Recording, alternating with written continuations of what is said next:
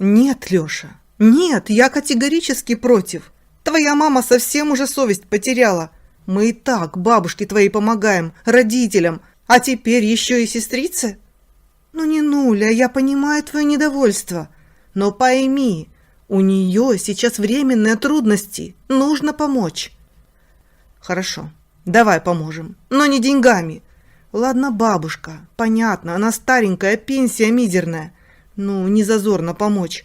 Ладно, родители, они в свое время в тебя вкладывали. Считай, теперь твоя очередь. Но с сестрой-то что? Нин. Ну что, Нин? Ну скажи, что я не права.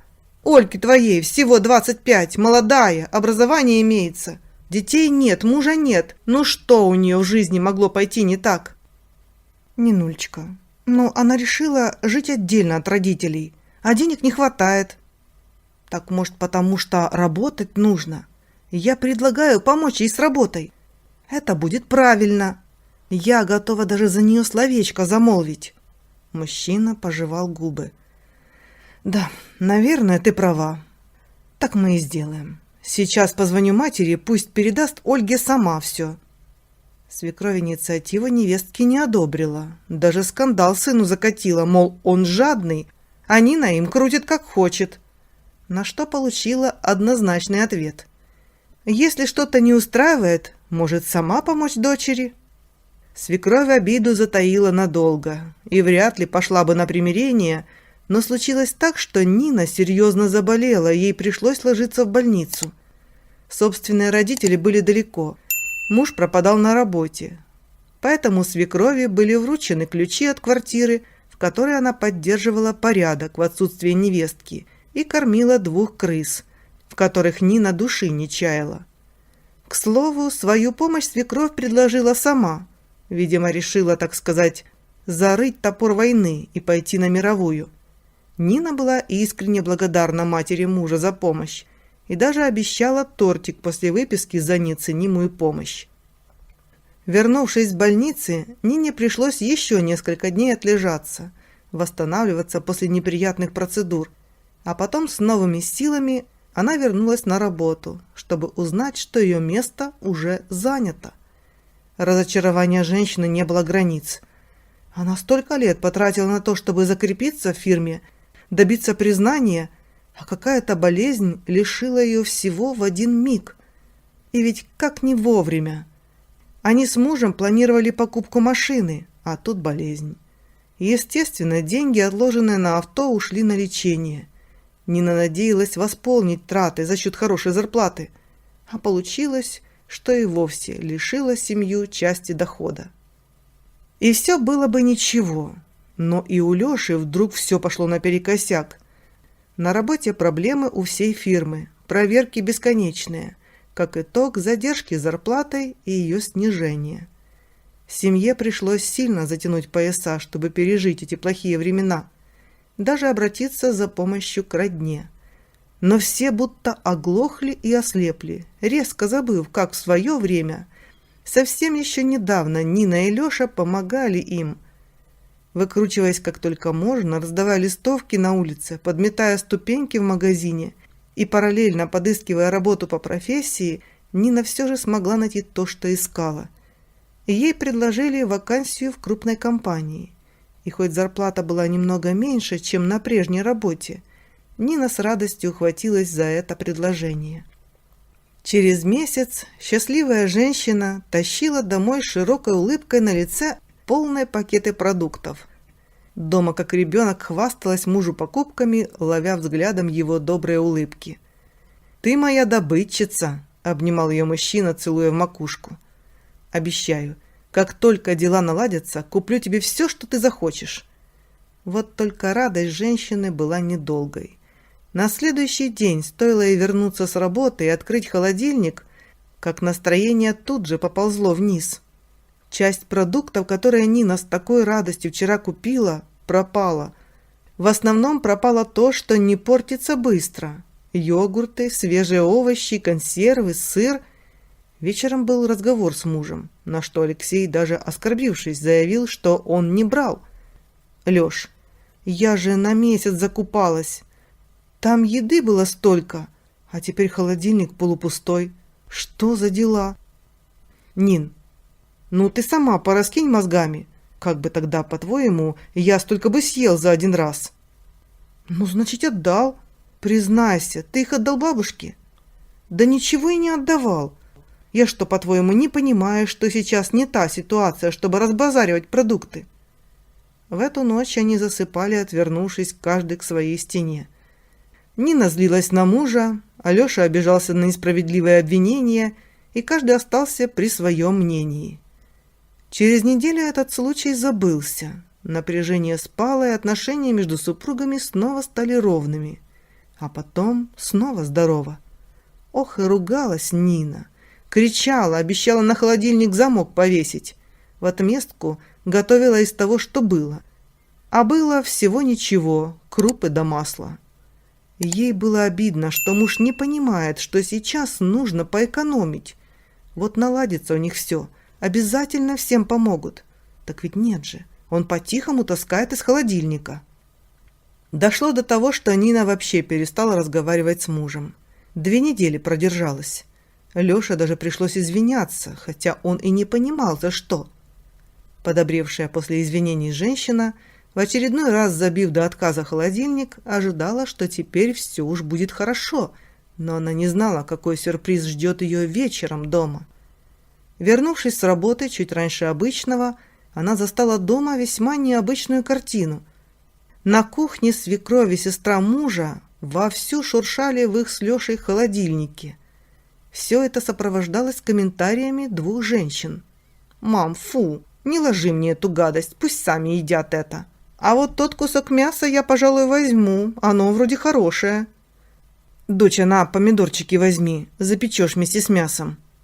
Нина даже опешила от такой наглости, а потом ринулась спасать собственные запасы. Подлетела, отодвинула наглых родственниц и отметила, что в холодильнике они оставили всего лишь один какой-то несчастный обрезок от колбасы. «Вы что творите?» Женщина не могла подобрать слов, чтобы выразить всю степень своего возмущения. А свекровь с невозмутимым видом, как будто бы так и надо, застегнула молнию на сумке и потащила за собой. «Все, дочка, пошли, нам здесь больше нечего делать». Нина, широко раскинув руки, стала перед ними. «Нет, никуда вы не пойдете, пока мы не разберемся со всем».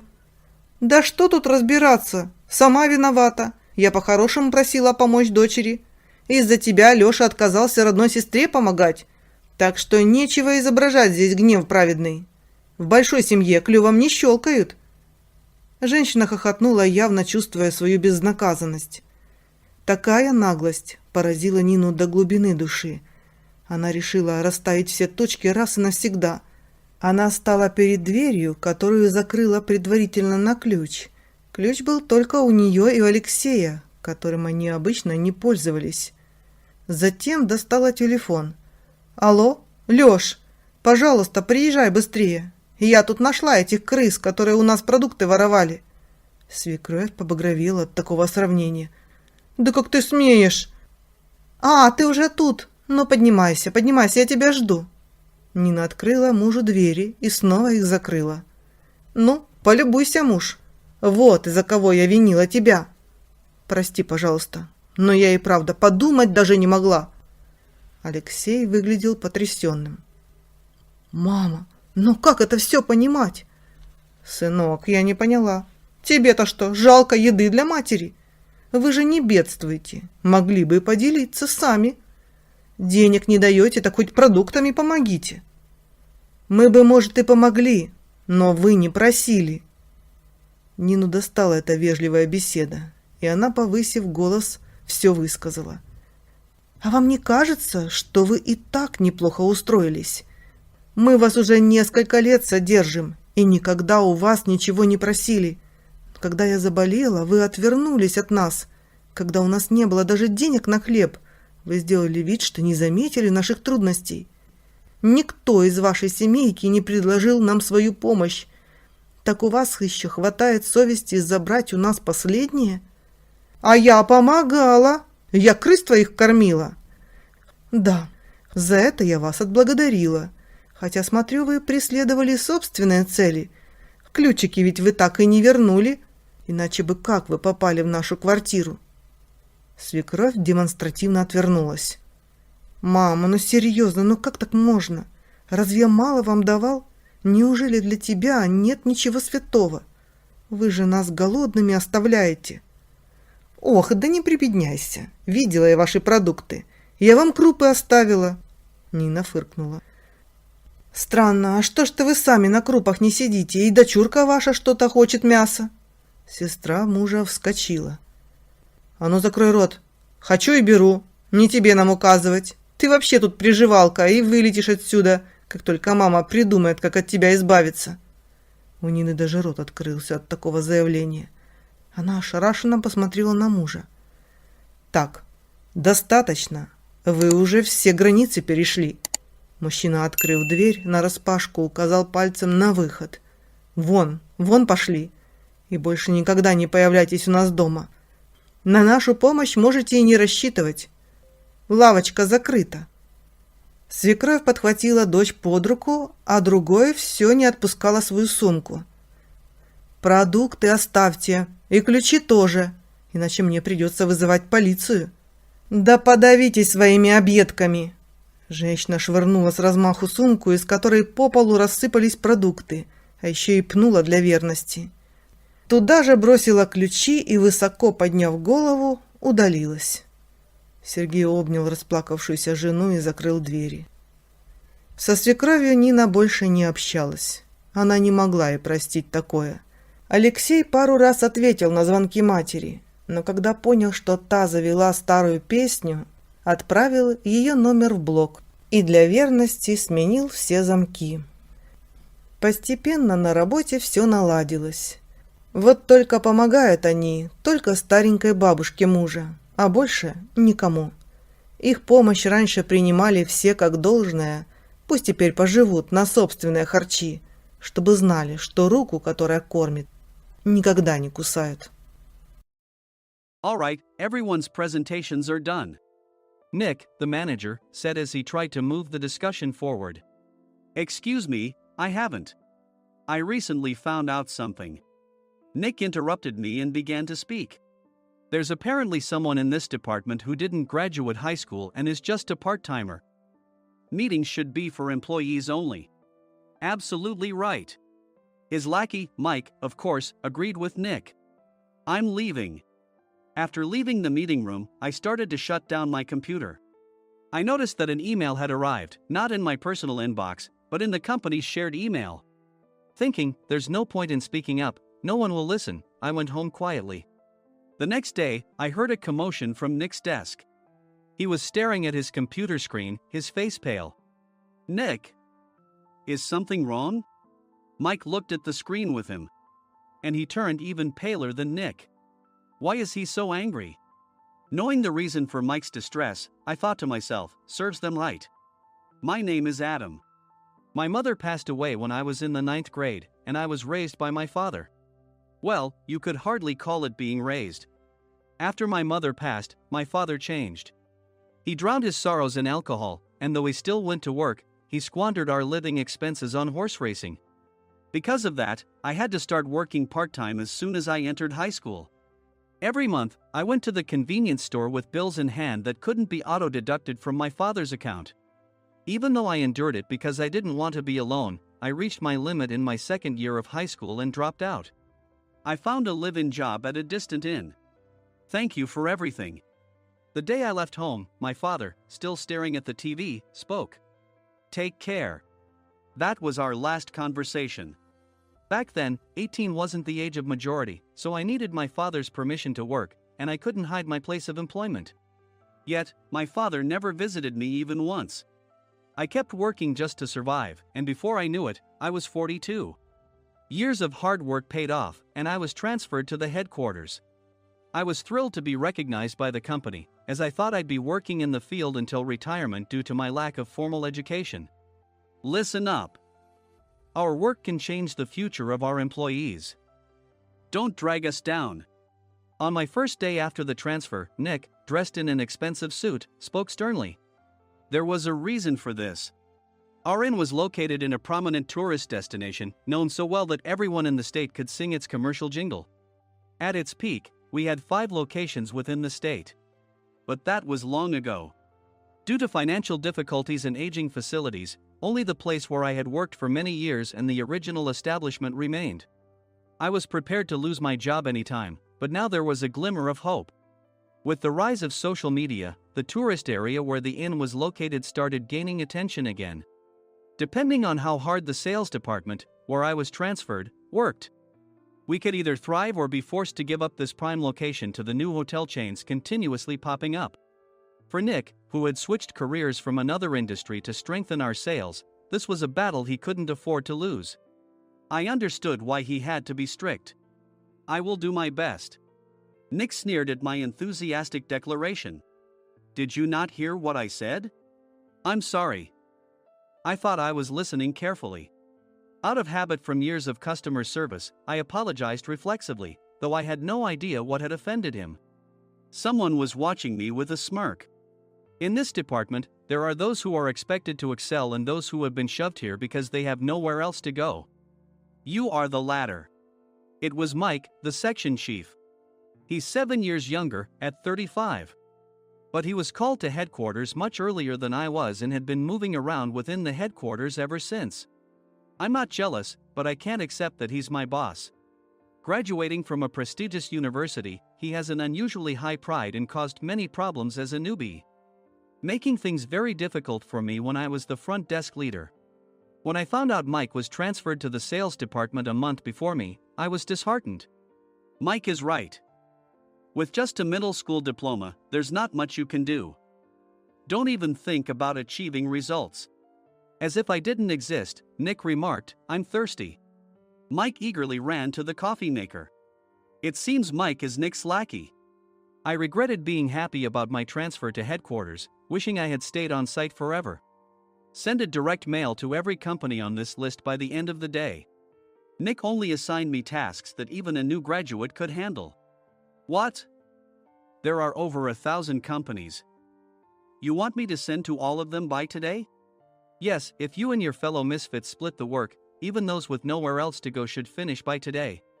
I glanced at the employees typing away expressionlessly. They were worn out from customer service, only thinking about leaving on time, or were women reassigned after having children, with zero motivation for work. Even Sam, a new graduate from the same university as Mike, who was supposed to be among the expected achievers, had no enthusiasm for the job, having joined the company wanting to do customer service. "I don't care what they say, I plan to quit anytime," he said. Only Nick and Mike were highly motivated, making all the decisions between the two of them. I originally only wanted to work at the inn to survive and had no particular attachment to this job. I swallowed my words, thinking I had no right to reprimand them. About a month after the transfer, Nick told us with a frustrated look. To commemorate the 50th anniversary, we've decided to create a plan exclusive for one group per day. Originally, Mike and I were supposed to come up with it, but our president, Mr. Thompson, insists on hearing everyone's opinions. So, you all get a chance. As Nick explained, Mike began handing out prints. Make sure not to embarrass Nick. If your ideas are half-baked, you'll have to redo them. It seemed that they had printed his handwritten notes by Mr. Thompson, which included several questions and a section for free responses. It made sense why Nick had to seek our input, given that all responses had to be submitted to Mr. Thompson. We were given a week to think about it, and a meeting was scheduled to compile our ideas. My plan is to let guests enjoy both the old and modern America. Nick began the presentations. Guests would watch a master confectioner at a nearby traditional sweet shop make sweets in front of them. The welcome drink would be premium tea in a bottle. Nick's plan was certainly attractive. After his presentation, Nick called on us to present in the order we were seated. Just as I stood up for my turn. "All right, everyone's presentations are done." "Excuse me, I haven't. I recently found out something." Nick interrupted me. "There's someone in this department who didn't graduate high school and is just a part-timer." He was likely talking about me. I joined the company as a part-timer and was made a full-time employee when I turned 20. That was 20 years ago, so Nick and Mike probably had no chance to know until recently. Meetings should be for employees only. Absolutely right. After that, Nick kept creating opportunities to solicit everyone's opinions, purposefully excluding me from speaking. The meeting unexpectedly heated up and went past the scheduled end time. A few people asked to leave, and the discussion continued with the remaining few. Still here? Normally, you'd leave in that situation. Though I had no attachment to the job initially, hearing kind words from customers made me want to make them happier. For someone like me, with nowhere to go, the inn was my home and customer service was my life. I felt pathetic about my current self. I'm leaving. I left the conference room and started shutting down my computer. I noticed an email had arrived, not in my personal inbox, but in the company's shared email. Thinking no one would listen to what I had to say anyway, I quietly went home. The next day, while preparing the DM as instructed, I heard a commotion from Nick's desk. In his haste to stand up, he hit his knee on the desk. He stared at his computer screen, his face pale. Nick! What's wrong? Mike, thinking he should be the first to rush over, approached Nick while still wearing his coat. He peered at the screen with Nick. And he turned even paler than Nick. Why is he so angry? Who is responsible for this company? Nick, more irritated than ever, asked, and Mike answered without checking. Probably Sam. Sam wasn't there because he was attending a morning training session for new hires.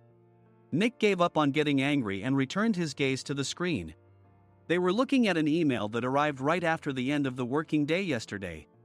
Apparently, no one, including me, had checked it before leaving. The email was from a large company that used us for their annual employee trips. The president and executives of that company also frequently used our services personally. President of the company, Mr. Mason himself had declared that neither he nor his company would ever use our services again. Well, some companies cancel their employee trips or stop using our services due to financial struggles. Let's just move on. Mike kept wiping the sweat from his forehead with a handkerchief. Knowing why Mike was so agitated, I quietly watched their interaction. Do you know how much revenue we get from that company? We can find other guests to fill the rooms, but we'll lose the banquet costs, gift shop revenue, rental car fees, and more. Moreover, the gifts were supposed to be prepared by the traditional confectionery shop involved in Nick's proposed plan. If it's known that we incurred such a huge loss at this critical time, Nick's position in the company would be jeopardized. Nick took a deep breath, seemingly trying to calm himself. All right, Mike. Go to New York right now and apologize to Mr. Mason. What? You're coming with me, right? I have urgent work to do. I trust you, which is why I'm entrusting this to you. Please. Mike, believing Nick's sincerity, agreed with a determined look on his face, saying, yes. That's Nick for you. Even if Mike went to apologize, Nick would shift all the blame onto him if the client didn't change their mind. Well, it was Mike's fault to begin with, so it served him right. About 3 hours later, Sam answered a call from somewhere and repeatedly apologized, saying, I'm very sorry. Everyone watched to see what was happening. After ending the call, he informed Nick with a weary tone. When Mike arrived at the client's company, he only made things worse, further infuriating Mr. Mason. He was demanding, get his boss here immediately. It was no wonder Sam was exhausted, dealing with such a call right after returning from training. What is that idiot doing? All right, Adam, you're coming with me. If sacrificing Mike didn't work, then I must be next. Normally, I'd want to refuse at all costs, but I saw an opportunity in this situation. If I can be of assistance, I'd be happy to join you. I immediately followed Nick, and we flew to New York. When we introduced ourselves at the reception, it became clear how serious the situation was. As the receptionist personally escorted us to the president's office. Angry voices leaked through the door, making both Nick and me uneasy. Excuse me. I'm Nick, the supervisor. I understand my subordinate has caused you trouble, and I deeply apologize. Nick, with his experience in the corporate world, knew enough to offer an apology before excuses. However, his customer service skills left much to be desired. I sighed as I saw Mike trembling like a small dog in the corner of the room. What kind of training are you giving your subordinates? Mr. Mason glared at Nick with a red face. The intensity of his gaze made even Nick take a step back. Regrettably, I joined this company only 2 years ago and was unaware of Mike's issues. I should have identified his shortcomings sooner. Indeed. I should have realized sooner. No sensible person would come to apologize and then give a lengthy presentation on the drawbacks of not using their in. Nick froze, his mouth slightly open. Suspecting the worst, I picked up the documents that had fallen to the floor. It seemed Mike hastily prepared these documents on the plane, listing the disadvantages. Disadvantage 1: if you change the venue for the company trip, employees might suspect it's for cost-cutting reasons, leading to a negative impression. Reading it aloud half-jokingly, Nick snatched the papers from my hand and checked the contents with a furious expression. Among the stack of documents was a receipt from a nearby convenience store's copy machine. I felt a pang of dread, hoping he hadn't shown the receipt as well. What do you think he said when I asked what kind of nerve he had to do this? I'm very sorry. Faced with the dire situation, Nick must have thought there was nothing left to do but apologize. In a voice smaller than I'd ever heard from him, he uttered words of apology. He said, "I'm a Harvard graduate. I don't believe I said anything wrong." Mike! What have you done? Forgetting his plan to pin the blame on Mike, Nick yelled loudly, even in front of Mr. Mason. "I didn't do anything wrong." "You're still saying that? Look at him." Mike pointed at me with a shaking hand. "I was assigned to headquarters in my 20s and now I'm a section chief. This guy only made it to headquarters at 42. Everything I've done proves I was right. So why are we losing the contract?" Having said his piece, Mike collapsed to the floor. "Of course. You were sent there because you had nowhere else to go." Mike never expected to hear such words from someone he looked down upon. He lunged at me, and Nick hurriedly stepped in to stop him. "Mr. Thompson told me Mike is a quick thinker, and to take good care of him." There's no way he was pushed aside. "Don't make things worse here. He didn't say quick thinker, he said only quick-witted, didn't he?" I don't remember that part." I recalled the many troubles Mike caused when he was a newbie. When Mike was on the front line, his pride was so high that he never apologized to customers. Customer service, especially in our job, doesn't work alone. It brings both good and bad situations. If the front staff or housekeepers made mistakes, or the cleaning company didn't properly clean a room, one had to apologize to the customers regardless of personal fault. Mike, in such situations, would never apologize, insisting he wasn't at fault. This often angered customers, and as the front desk leader, I frequently had to apologize on his behalf. He caused complaints and disrupted operations, which is why he was quickly moved to headquarters. In departments where he didn't interact directly with customers, his quick thinking was beneficial and things went well. But it seemed his flaws were starting to show. Corporate reservations are supposed to be entered into the system by the sales representative. But a quick check yesterday revealed that more than 10 items were missing from the client's reservation. The handover document clearly stated what needed to be prepared. Why didn't you enter it into the system? Why do we have to give them special treatment? Filling rooms near the banquet hall, setting up all the food in advance. Specifying the brand of wine, they're too demanding. No wonder he always angered customers, I thought, feeling a headache coming on. Grouping them in rooms near the banquet hall is for our benefit too. It makes it easier for the staff to set up beds and serve breakfast since everyone's schedule is synchronized. As for the other requests, Mr. Mason suggested them to lighten our load. I didn't know that. Nick finally seemed to realize that Mike was the one who had angered the client. What did you say to them? I just told them we wouldn't give them special treatment anymore. We shouldn't waste effort on things that don't bring in money. I was utterly exasperated at his lack of understanding of customer service. Of course, we shouldn't comply with unreasonable demands. But carrying over successful practices from past stays makes customers feel remembered and enhances their experience. Good memories encourage repeat visits. That's part of our job. I looked down at Mike, who was sitting on the floor. In our job, nothing is a waste. Mr. Thompson likely moved you to the sales department, hoping you'd finally understand this. How do you think he feels now that you've failed to meet his expectations? Mike, tears in his eyes, fled the president's office. I was amazed he still hadn't apologized. You have it tough, Adam. It's okay, we're all employees of the same company. I deeply apologize for this disrespectful incident. Especially after all the care you've shown us. If it weren't for you, Adam, I really would have stopped staying here. When I heard you were moving to the sales department, I was willing to reconsider if you handled it. Seeing us talk so amicably, Nick's face contorted. Do you two know each other? Adam's service is excellent. I always requested him specifically. Normally, we don't accept specific staff requests, but we made an exception for Mr. Mason, adjusting my shifts accordingly. He had personally stayed at our hotel just before my transfer, and during casual conversation, I mentioned, I'm moving to the sales department soon. If I hadn't told him then, things could have been much worse. Please continue to take care of us. I look forward to it. On the return flight, Nick awkwardly offered me a can of beer. It's still working hours. Of course, I had no intention of forgiving him for a single beer.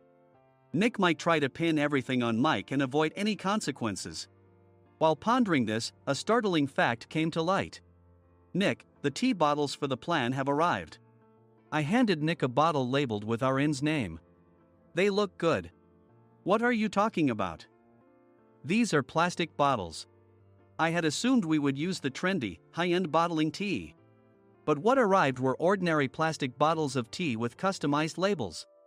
The only unique aspect was the label, which had the inn's name, making it look customized.